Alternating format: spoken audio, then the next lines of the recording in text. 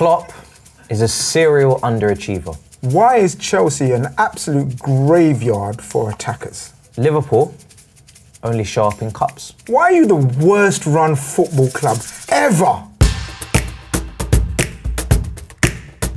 We brought our most outrageous takes to the table. And we're going to try and get each other to nibble. And the person who nibbles the most has to do a fishy forfeit. Liverpool can't attract big players. You know this yourself. You followed the transfer news. You've been rejected by Tchouaméni, rejected by Lavia, rejected by Caicedo, rejected by Zubimendi, rejected by Bellingham. And I think it's probably down to the fabric of the club, if we're being honest. You don't have many Premier League icons. You've probably got 3 or 4, max, McManaman and all these man. So, listen, it's pretty fair to say that these guys have bigger dreams and want to go to other clubs and are more than happy to reject you and fail medicals on purpose. How do you feel about that? I feel absolutely fine because at the end of the day, it's the success of the club that I look at. The irony of Chelsea fan telling me about legends. What kind of loyalty have some of your legends shown? Apart from the obviously John Terry one, I mean Lampard, I mean how many clubs? He actually went and played for your rival whilst in the midst of his playing career. He actually went and played for Manchester City whilst in the title race with Chelsea. That's incorrect. He literally went to America. Yeah, but he played for Man City. He went to America first, and then he went on loan to Manchester City. I know he did. Right. So how did that? But the point is, he played for Man City. Is that were they your rivals or not your rivals? Doesn't even make any sense. Okay, so I'll explain. They weren't our rivals at the time, so we weren't going for a title with them. Let me explain in English. We won the title in the year that he came on loan at Man City. We won the title under Conte. But the point being, so he wasn't a rival. He played for your rival. Of course he was. Man City not a rival. No. But anyway, let's go back to the legends shout. I mean, you talk about icons and legends. You literally have like the worst loyalty fan base ever I've ever seen.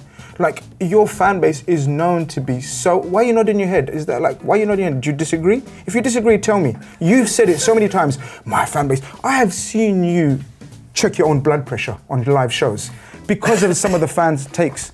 And you're sitting here and you're telling me about, like, now you're disagreeing because the cameras are on, now you're disagreeing with me.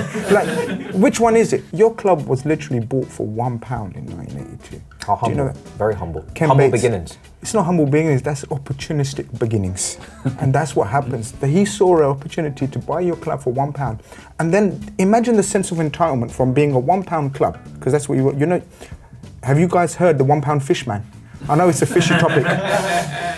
Right? So he thought it was £1 club, £1 club, £1 club. Right? So he thought there's an opportunity to buy a £1 club, right? But you went and found Roman Abramovich, who we know obviously since how he's acquired his money, what he done with it. So the sense of entitlement went from £1 club to a multi-billion pound club, able to buy anyone and anyone. And since you've not been able to do that, you've actually crumbled into a heap. And that's what happens when you don't have any solid foundations, which your club doesn't have. I don't even think you can name half of your squad. You've got that many players that you just buy every window. You don't even know, you've got no familiarity with your club. Is that true?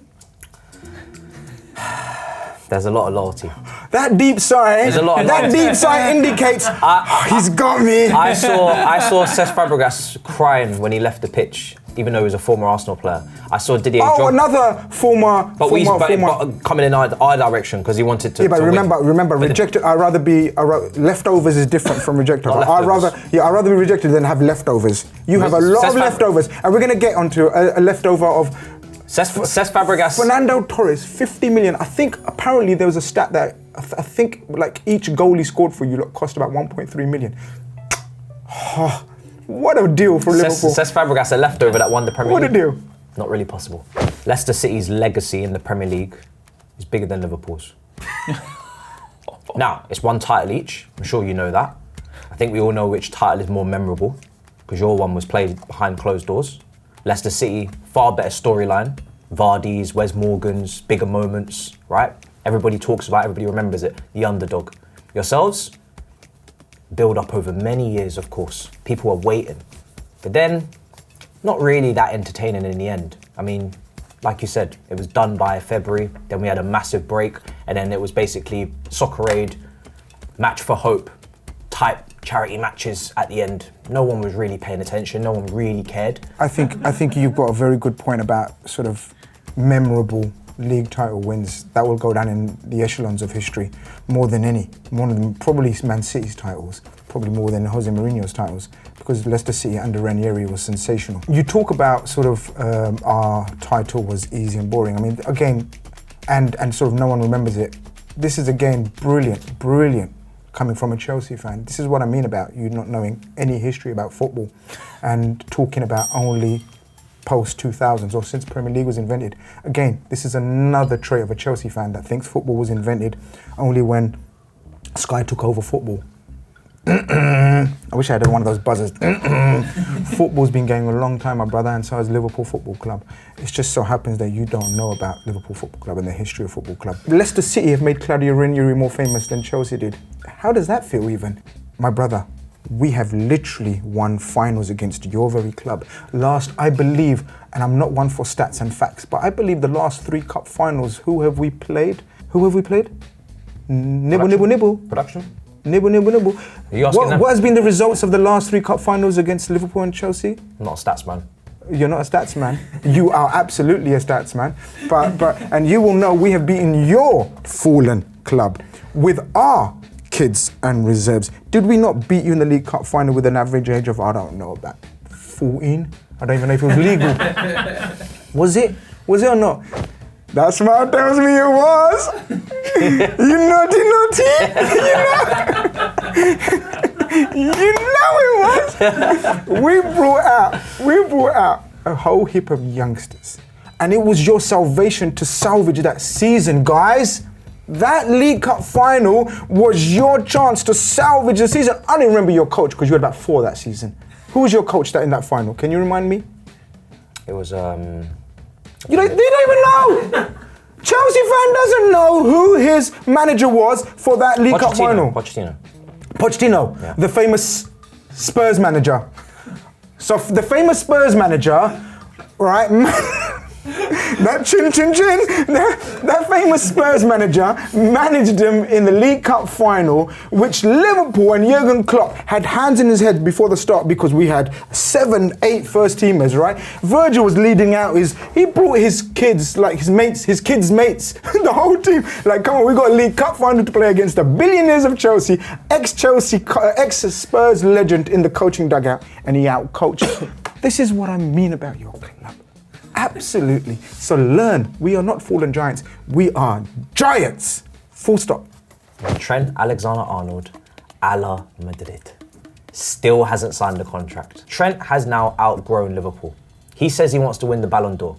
He says he wants to go on to do bigger and better things. He wants to be one of the best footballers in the world, right? Be known as one of the best right backs. You're not going to be doing that at Liverpool Football Club. We all remember Suarez, moved on to Barcelona, right?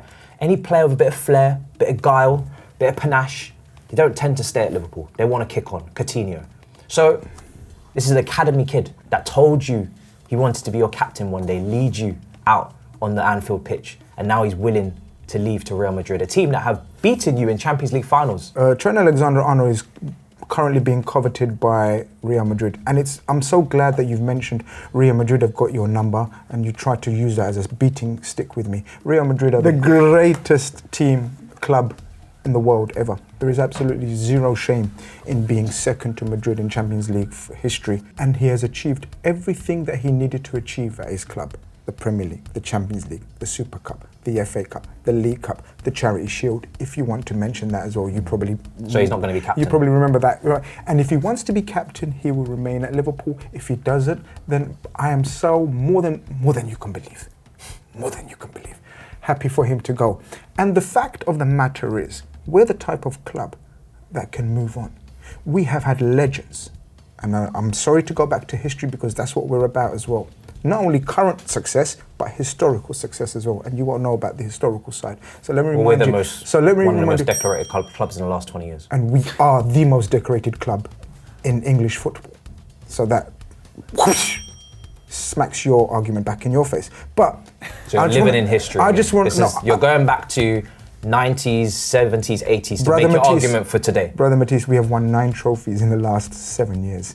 But anyway, I'm just going to remind you that we have had legends of the club, or not even remind you because you won't know. educate you, to let you know that we have legends of the club leave our club, and we have gone upwards and upwards and upwards. The likes of Robbie Fowler, Kevin Keegan, Kenny Dalglish, all of these. Ian Rush left for Juventus. We had history of big clubs. Fernando Torres, although he went, Oh, so you went up after Fowler left. But what I'm saying is we have carried on. Gerrard's career has been defined by his slip against Chelsea. Now, I know you remember the moment I'm talking about. It was a emotional time for Liverpool fans. He was in a title race with Manchester City. We were just a little horse, not really involved, just chugging along until we'd go on and win the league the next season. And Gerrard has never won a Premier League title. I'm sure you know that. It was a big dream of his to do so, and that's why he stayed at Liverpool, of course, because he wanted to fulfill his dream. But unfortunately, that dream was robbed of him by his own unlucky slip to Dembaba. Listen, it's unfortunate that this player that is a legend and an icon of the Premier League, if he had just left like he was meant to and like he wanted to, but you guys stopped him. You guys, you made your feelings very clear if he was to leave. You basically robbed him of a Premier League title. And to be honest, you'll admit this later, but Salah is now a bigger legend at Liverpool because of this. He's now a bigger legend than Gerrard is. I've got no issues in suggesting Salah may be a bigger legend in some fans' eyes than Steven Gerrard's. But Steven Gerrard's legacy, in my opinion, isn't tainted by a slip. Again, only children will think that. People that watch football, study football, write about football, read about football, and want to learn about football will know from listening to people speak about this man, this icon, Steven Gerrard, that his legacy won't be. It's an unfortunate incident, just like your legend John Terry's slip in the penalty shootout against Manchester United. He would go on to win that competition, but he slipped, right? So people remember that, and obviously he recovered. You see, sometimes when you slip, you get up. He didn't get up. So this is the thing you have to remember. It's not why you're allured, it's the fact that you was. And the fact that he was willing to put on a Chelsea shirt and play for Chelsea is irrelevant as to the reason why. He grew up at your club, came through the academy, he's wearing number 28 at right back, busting his lungs up and down, moved into busting midfield. Busting his gut is the term, but it's okay. You bust your lungs. Moving into midfield. You don't bust your lungs at Stamford Bridge because you never shout. So bust your lungs, loads of long shots, loads of moments, and he was willing to throw it all away. If you would have let him, not from his own accord, by the way. This is not a player that came to this miraculous decision that he was going to stay at Liverpool. This is a person that was pressured and forced to stay at Liverpool, and that is the fact. It's well documented, well reported. Now, all of the extra interviews after the fact and saying, oh, I never regretted it. Of course you're going to say that. You're a Liverpool legend now. But he was willing to wear a Chelsea shirt. Your biggest legend, maybe so you claim, was willing to wear a Chelsea shirt. Your current legend, maybe, is the biggest, in Salah, was wearing a Chelsea shirt. The own goal that he scored to kind of almost kickstart my club's revolution, Steven Gerrard. The slip to end his Premier League chances, Steven Gerrard. It's almost like everything that Steven Gerrard touches turns back to Chelsea in a strange way. It's quite ironic, I think. It's quite therapeutic for me to think that. Klopp is a serial underachiever. Why is Chelsea an absolute graveyard for attackers? Liverpool only show up in cups. Why are you the worst run football club ever? The person who nibbled the most and has therefore got to do a fishy forfeit is Grizz Khan. Yes! You talk too much! I told you! Bro, sometimes silence is deafening, yeah, it's good. Say nothing. You said everything, that's your problem. Is there a court of appeal? You said too much. Grizz, you're a man of your word, please come and take a seat, sir. Let me explain to you how you got yourself in this position. Sometimes it's better not to speak. What did Jose Mourinho say? I prefer not to speak, yeah? You made some great points at times. And the viewers will be like, why didn't Matisse defend our club? The whole point of the game is to shush. The whole point of the game is to say nothing. You said everything. Like you said, you had so much knowledge, so much to say. £1 fish! £1 fish!